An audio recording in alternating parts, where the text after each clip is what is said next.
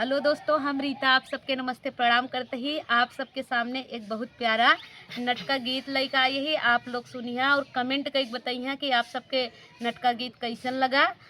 धन्यवाद। जैसे आकाश बिचे तारा वहीं रंग सजना हमारा, जैसे आकाश बिचे तारा वहीं रंग सजना हमारा, सजना हमारा हो सजना हमारा, सजना हमारा हो सजना हमारा, जैसे आकाश बिचे तारा वहीं रंग सजना हमारा, जैसे आकाश बिचे तारा वहीं रंग सजना हमारा, काला सजना मोरे मनहु न भावई, काला सजना मोरे मनहु न भावई, मनहु न भावई ओ मनहु न भावई, मनहु न भावई ओ मनहु न भावई, गोरा सजन लगे प्यारा वही रंग सजना हमारा, गोरा सजन लगे प्यारा वही रंग सजना हमारा, जैसे आकाश बिचे तारा वही रंग सजना हमारा, सजना हमारा ओ सजना हमारा, सजना हमारा ओ सजना हमारा, जैसे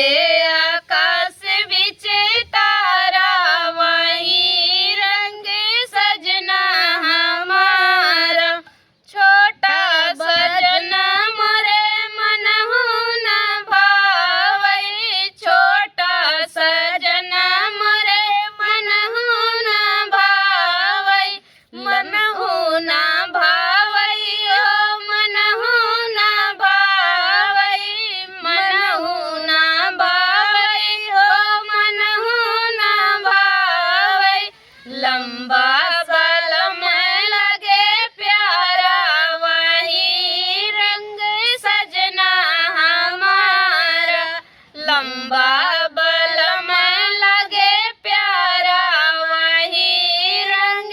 सजना हमारा, जैसे आकाश बिचे तारा वही रंग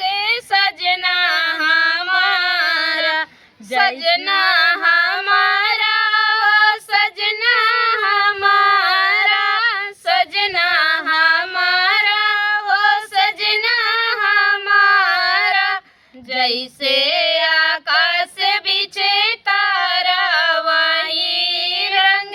सजना हमारा, जैसे आकाश बिचे तारा वहीं रंग सजना हमारा, पतला बलम मोरे मनहु न मोटा जैसे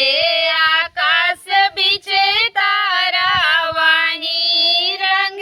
सजना हमारा, जैसे आकाश बिचे तारा वहीं रंग सजना हमारा, सजना हमारा हो सजना हमारा,